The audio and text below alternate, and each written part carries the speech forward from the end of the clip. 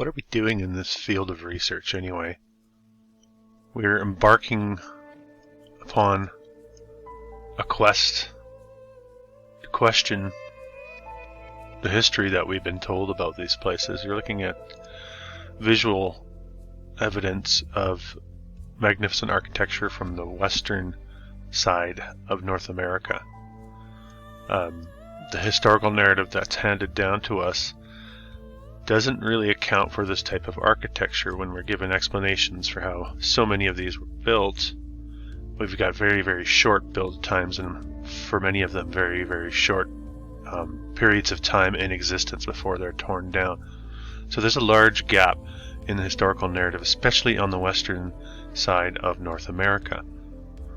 And of course the detractors will say, well, how can you question history? We have primary sources.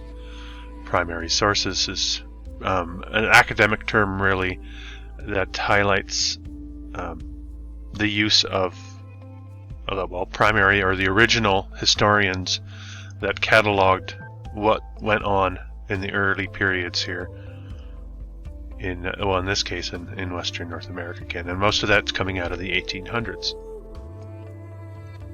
So in this video I want to introduce you to what many consider, or who many consider to be the definitive collector of history for this region of the world.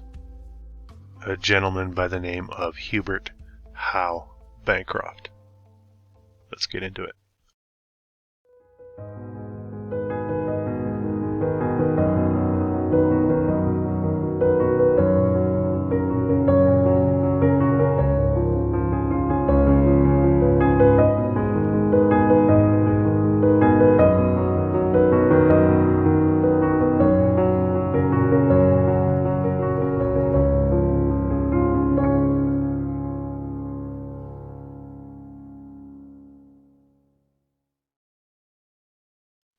So we begin with a brief bio of this gentleman, this Bancroft character living from 1832 to 1918. Historian of the American West. Published 39 volumes on the history people of Western North America. You can see here it begins, his father goes to California to pan for gold in 1850 and Bancroft follows him 2 years later. And there's a picture of what he looked like apparently in 1852. But it's interesting because it says by 1856 he had opened a bookshop in San Francisco and had traveled extensively, both in America and in Europe. How does he have time for all of that? Opens a bookshop and travels extensively. It's already getting a little suspicious. Becomes the largest book-selling business in the West. Collecting so much material, he soon expands his interests to include Western America from Panama to Alaska, and his collection eventually includes some 60,000 volumes. Now I like this line here. Bancroft believed that writing history was among the highest of human occupations. In 1870 he conceives to produce an encyclopedic history of the American West. And then eventually he rounds up some people to help him, but then he doesn't give them credit, so he's widely known for not crediting people that have done a lot of the work on what is attributed to his name. And this Britannica piece finishes with letting us know that although his work is not very renowned for its careful scholarship, his library, which was sold to Berkeley in 1905, made available to scholars a great amount of historical material with a broad emphasis on cultural and social interchange in the origin and development of nations. They're considered generally accurate and valuable source on the history of the Far West. Let's keep that in mind as we go forward. So let's begin by taking a look at Howdie Mickoski's book, Exposing the Expositions. Highly recommend you reading that if you're into this field of research, where he dissects a lot of the historical narrative surrounding the world's fairs. You can see here we have a portion of the book dedicated to introducing this Hugh Bancroft character. Because he wrote a book, the Book of the Fair, basically the definitive work on the fair, cataloging the Chicago World's Fair. Bancroft. It's amazing how this man's name comes up no matter where you look at some of this old world research in North America. It's pretty spectacular, actually. So I definitely recommend you checking out Mickoski's book. He's basically questioning this gentleman and the motives behind why you would write about the World's Fair in the way that he does. Sounding a lot like fiction and sensationalism, certainly not sounding like historical account of what happened. And you can here you can see some of Howdie's conclusions on Bancroft. I'll just let you read that yourself.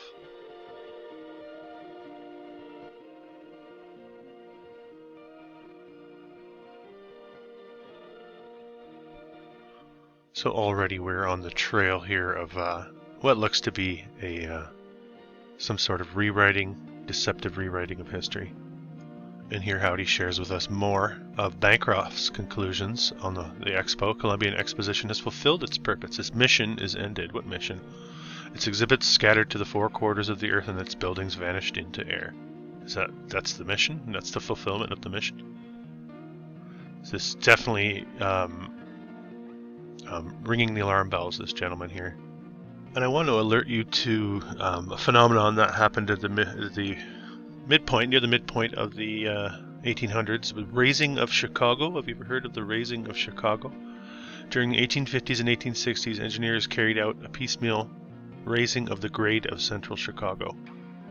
You can look into this a little further. It's easily researched on Wikipedia. I'll put the link in the description. But basically, they lifted all these buildings up and put the sewage systems below, which is a very, very unbelievable story. I would say there's a picture of what supposedly how they went about doing that. It's absolutely absurd. Reads like fiction. And we're still referencing Howdie's book here. He actually has Bancroft chronicling the raising of Chicago. And of course, Bancroft is explaining why this had to be done. So again, this gentleman pops up with some of these more unbelievable parts of the historical narrative. And remember, this guy is again a primary source of historical information for historians and scholars. And many of his works are available online. I'll put this link in the description as well. You can see here how he outlines the histories. First we get into the native races in Western North America, laying out the history and timeline. We get Central America, we get Mexico, and he gets up into California. History of British Columbia, which I purchased myself since I lived there. And I'm going to just show you a couple excerpts from this one here, 1840, History of California, 1848 to 1859. And I bring this up at this point because I think we're looking at a repeat of the narrative here in San Francisco as well. I'll just read some of this to you. Many vessels were left to rot in the bay because San Francisco was booming so much in 1850. I think we're around 1852 at this point. You can see how fast. Now he's chronicling the population boom in San Francisco in the 1850s, right after the gold is discovered. So the population rose from 2,000 in February to 6,000 in August, and then that figure begins to swell and reaches 20,000. So, okay, I guess so. It talks about the increase in property value, where lots you couldn't even give away one year, the next year, sometimes they grew 1,000 times in value over 1 year. And here's where it gets even more fanciful. We're jumping ahead a bit now, a couple pages. The massive amount of traffic converted the streets into swamps, their virgin surface trodden into ruts and rivers of mud. In places they were impassable, so deep that man and beast sank almost out of sight. Many animals were left to their fate to suffocate in the mire, and even human bodies were found engulfed in Montgomery Street. Really? This is supposed to be, again, a primary source historical account. And it gets more absurd. I'll keep going. So driven by necessity, owners and shopkeepers sought to remedy the evil. For the municipality fund, it was scanty, by forming sidewalks and crossings with whatever material that could be obtained, in a manner which frequently served to wall the liquid mud into lakes. The common brush filling proved unstable traps in which to entangle the feet of the horses. The cost of material and labor did not encourage more perfect measures. It so happened that with the inflow of shipments, here we go, many cargoes contained goods in excess of the demand, such as tobacco, iron, sheet lead, cement, beans, salt, beef, and the cost of storage being greater than their actual or prospective value, they could be turned to no better use than for fillage. Did you catch that? They're filling the ruts of the street with tobacco, iron, sheet lead, cement, beans, salt, beef, whatever it might be. Thus, entire lines of sidewalk were constructed of expensive merchandise in bales and boxes, which frequently decayed to the injury of health. I'm sorry. Now this is in 1850, as you can see here, that winter of 1850. They say long boots and waterproof suits were then common. Were they? Were they really? Wow. Okay, so they get into the winter that year, forcing them to regrade the city. The adoption of grades of local government has been hasty. For 3 years, a new system had to be adopted, partly to conform to the gradual extension of the city into the bay. The extension of the city into the bay, that kind of aligns with some of the work that Jon Levi did in his book Old World, David Edwards. I'll be referencing that shortly. Here we go. The lifting of entire blocks of heavy brick houses, this is 1850, early 1850s, in the business center and elsewhere to elaborate cutting and filling. Oh, and elsewhere to elaborate cutting and filling with substructure and inconvenient approaches. They lifted entire blocks of heavy brick houses in San Francisco, according to Bancroft. Alright, you can read more of that if you would like. It certainly is good for a laugh.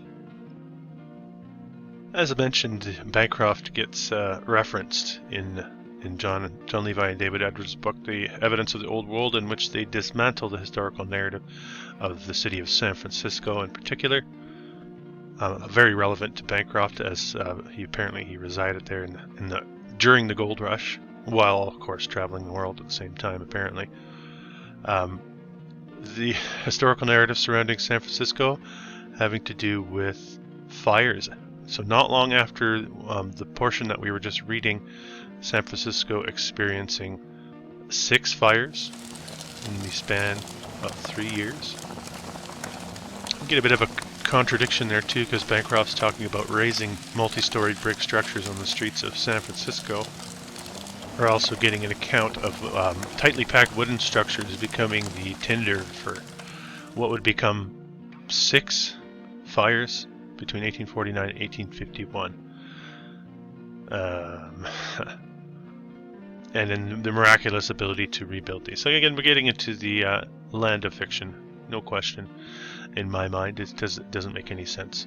But we'll move on.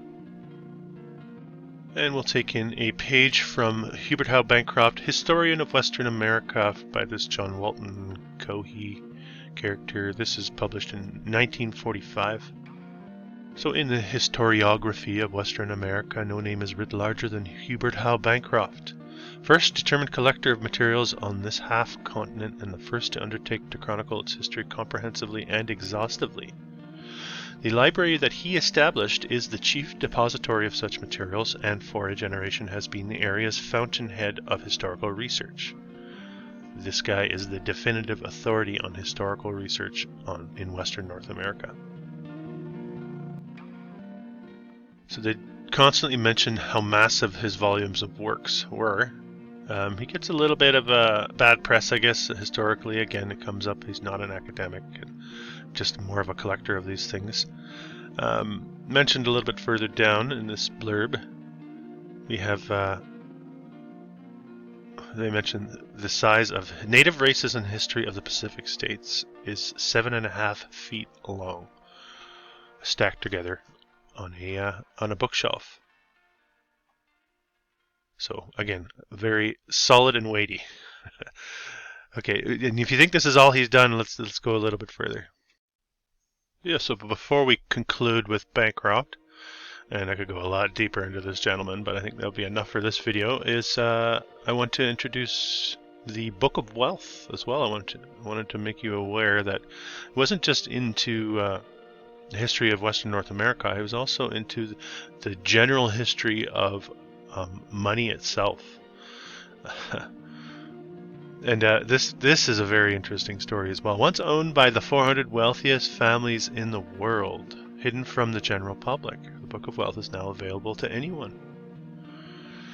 Hubert Bancroft, basically the Bible of the history of wealth. Published in 1895, 400 sets. He distributes them to the wealthiest people in the world, such as the Morgans, Rothschilds, Rockefellers, Vanderbilts, Kennedys, Carnegies, Fricks, Fords. You get the picture. Here's an ad he takes out in 1898 in the New York Times, of course, another one of those primary sources of history, New York Times. Infamous 10-volume book. And this is a short video clip of a gentleman who purchased the book, just giving you an idea of the size of this book. So the next morning I contacted the bookstores and I said, I'd like to get the Book of Wealth. That was the title of the book, the Book of Wealth. So I said, I'd like to do it. And they said, well, it's not available, sorry.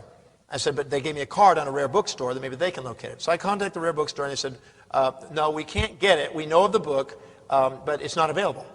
And I said, well, if it ever becomes available, can I get the first choice at it? And they said, well, yes, we can put you on the list and we'll put a worldwide search out, and if it comes available, we'll do it. It just so happened, because of pure intention of getting this, that a couple days later, I get a call from them and said, you're not going to believe this, but it's on auction. So they're having an estate auction, and this book happens to be up for auction. So I said, well, bid, get it, whatever it takes, get it. I thought it was just going to be a book, some great book you read. About a day later, 2 days later, I get this giant crate, about this long and about that wide and about this tall, maybe about that tall, delivered to my place in Manhattan up on the 62nd floor. And I go, what's this? And they say, well, this is the Book of Wealth. And I go, damn. No wonder he was sitting there for all those years reading it. And I opened it up, and it was 10 volumes, about an inch and a quarter, inch and a half, something like that, 10 of them. And they're about this tall and about this wide. And with it came a history of that book that Sotheby's had done on the auction. And what happened is this book was produced in 1895 by Hubert Howe Bancroft. Bancroft is the Bancroft Prize. You may have heard of this, and like the Pulitzer Prize, the Bancroft Foundation, etc. He produced this book. He produced 400 copies, 400 sets, and distributed it to the wealthiest people on the planet in the Western world. So the Morgans had it, the Rothschilds had it, the Kennedys had it, the New York Public Library had part set, 2 of the volumes had been taken, and I had this access to this wonderful book.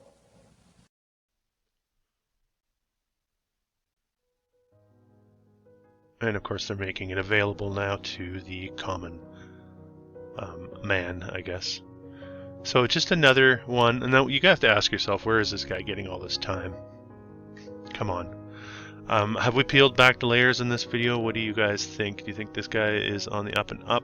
Or are we looking at the writing, not even rewriting, but the writing of a historical narrative for a specific part of the world? And I think we may have caught them with their hand in the cookie jar. What do you think? Thanks for watching.